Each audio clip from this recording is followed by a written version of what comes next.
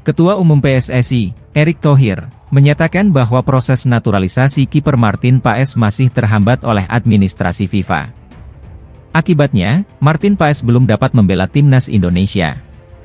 Meski Martin telah resmi menjadi warga negara Indonesia, WNI, setelah mengambil sumpah di kantor wilayah Kementerian Hukum dan Hak Asasi Manusia, Kemenkumham, DKI Jakarta pada akhir April lalu, yang dipimpin oleh Kepala Kanwil Kemenkumham DKI, Andika Dwi Prasetya, proses administrasi di FIFA masih berjalan panjang. Martin sudah mengangkat sumpah sebagai WNI, tetapi proses administrasi di FIFA masih memakan waktu yang cukup lama, ujar Erick Thohir. Erick juga mengakui adanya tantangan dalam proses ini. Tentu ada tantangan. Saya rasa tidak semua negara ingin melihat Indonesia maju, jadi kami terus mendorong proses ini, jelas Erick. Martin Paes merupakan salah satu pemain yang direkomendasikan oleh Shin Tae-yong untuk memperkuat skuad timnas Indonesia. Kiper berusia 24 tahun ini harus memenuhi beberapa syarat sebelum bisa membela timnas, salah satunya menunggu hasil sidang di Pengadilan Arbitrase Olahraga, CAS. Hal ini karena Martin pernah membela timnas U21 Belanda di Euro U21 2021. Paes, yang memiliki darah Pare, Kediri, Jawa Timur, dari neneknya, diharapkan dapat memperkuat timnas Indonesia di putaran ketiga kualifikasi Piala Dunia 2026 zona Asia. Sebagai informasi, Indonesia merupakan satu-satunya tim dari Asia Tenggara yang berhasil lolos ke putaran ketiga kualifikasi Piala Dunia 2026. Putaran ketiga ini dijadwalkan akan berlangsung dari September hingga Juni 2025.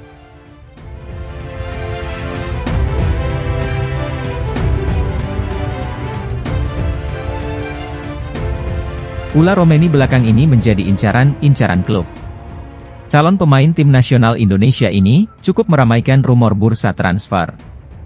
Performanya di lini serang, membuat Ula Romeni kabarnya juga sedang diupayakan untuk memperkuat timnas Indonesia. Sementara di level klub, penyerang ini diincar oleh mantan klub Ragnar Oratmangoen yang bersaing dengan 4 klub Eredivisie lainnya.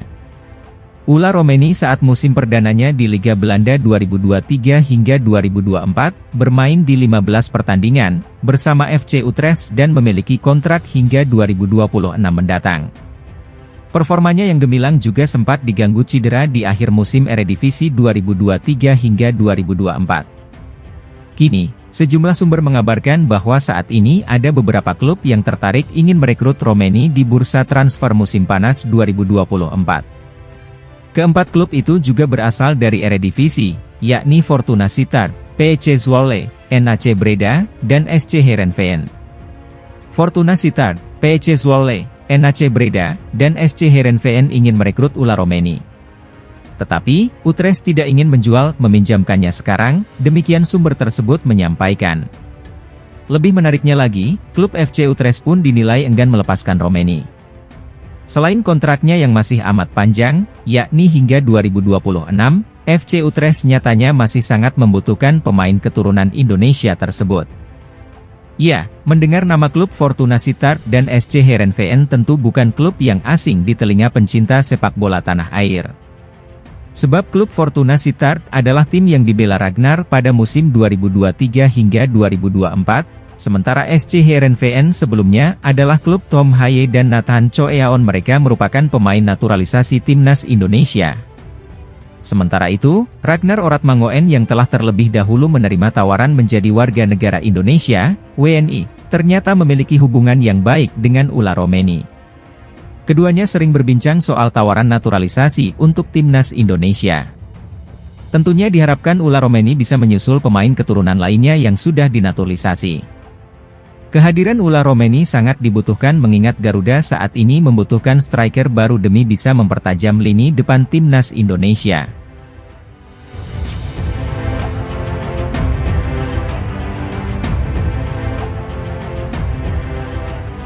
Keterbukaan pemain keturunan untuk memulai proses naturalisasi banyak berdatangan bagi timnas Indonesia. Setelah nama Martin Paes yang masih diproses oleh PSSI, terdapat penambahan lagi pemain kelahiran Belanda yang minat perkuat merah putih. Kali ini ketertarikan diungkapkan oleh posisi pemain striker, yang memang dirasa masih lemah dalam racikan pelatih Shin Tae-yong.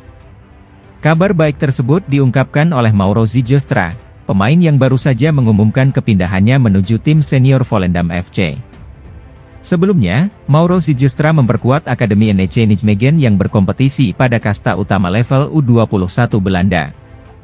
Pemain striker ini cukup gacor dengan mengoleksi 9 gol dan 1 assist dalam 19 pertandingan musim lalu. Berkat catatan tersebut, nama Mauro Zijlstra menduduki posisi runner-up top skor pada Liga U21 Belanda. Maka tak heran pemain keturunan dari Bandung tersebut dipinang oleh klub senior yang bermain di kasta kedua Liga Belanda, Keukenkampioen. Faktanya, catatan yang ditorehkan oleh Mauro Zijlstra terhitung lebih baik daripada striker milik timnas Indonesia Rafael Struijk. Struijk memang tercatat bermain untuk level senior ADO Den Haag di Keukenkampioen. Namun pemain 21 tahun ini juga kerap dipinjamkan ke level U21 yang berlaga secara linier dengan klub Mauro Zijlstra pada musim lalu. Di saat Mauro Zijlstra berhasil mencetak 9 gol, Rafael Struijk cuma membukukan 5 gol dari 7 pertandingan. Aku pindah karena mendapatkan tawaran dari tim senior Volendam FC, ujar Mauro Zijlstra dilansir melalui channel YouTube milik Yusa Nugraha yang diunggah pada Jumat, 21 Juni 2024. Aku mencetak 8 gol, 9 melalui Transfermarkt, tapi sayang tidak diberi kesempatan pada level senior, lanjut pemain keturunan Bandung dari jalur sang ayah. Lebih lanjut, Mauro Zijlstra mengungkapkan soal ketertarikannya membela timnas Indonesia. Ia berharap seiring dengan perbaikan karir musim depan, dapat menambahkan dinaturalisasi oleh PSSI. Aku setiap tahun ingin ada peningkatan dalam karir kompetisi, kata Mauro Zijlstra. Musim depan aku ada di Liga 2 Belanda, sambung pemain berusia 19 tahun ini.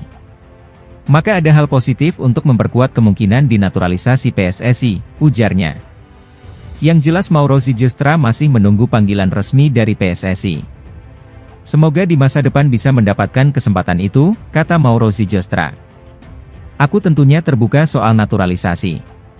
Aku belum pernah dikontak resmi oleh PSSI, bongkar pemain yang neneknya kelahiran asli Tanah Pasundan. Tapi aku mendengar namaku masuk list pemain naturalisasi yang mereka inginkan. Tidak perlu langsung mengundangku untuk naturalisasi. PSSI bisa menengokku saat pertandingan, ungkap Mauro Zijlstra sambil bergurau.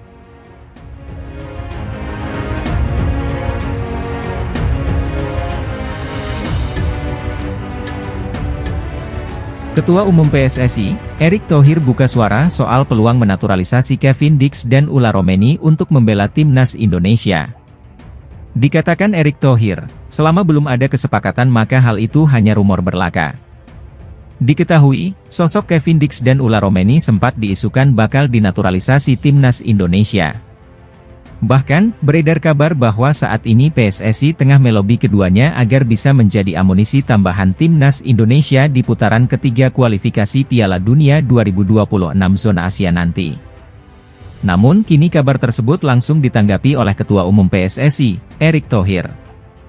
Erick Thohir mengaku enggan mengungkapkan kabar tersebut jika belum ada kesepakatan. Saya tidak bisa bicara mengenai Ulla dan Dix tanpa ada hitam di atas putih yang saya terima, ujar Erick Thohir dikutip dari Bola Sport, Jumat, 21 Juni 2024. Sebelumnya, anggota Komite Eksekutif, Exco, PSSI, Arya Sinulinga juga mengaku belum ada proses menaturalisasi kedua pemain tersebut. Biasanya kan kami komunikasi dulu, komunikasi sudah dilakukan, ujar Arya Sinulinga, Rabu, 19 Juni 2024, malam. Tapi proses administrasi belum kami lakukan. Pembicaraan-pembicaraan sudah dilakukan, tapi masih jauh, tapi kami butuhkan, tutur Arya.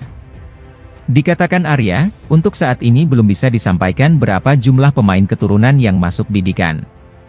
Belum tahu, kami masih cari, belum mau janji, tutur Arya. Ada yang mengatakan ini, Kevin Dix dan Ulla Romeni, belum berani kami, ungkap.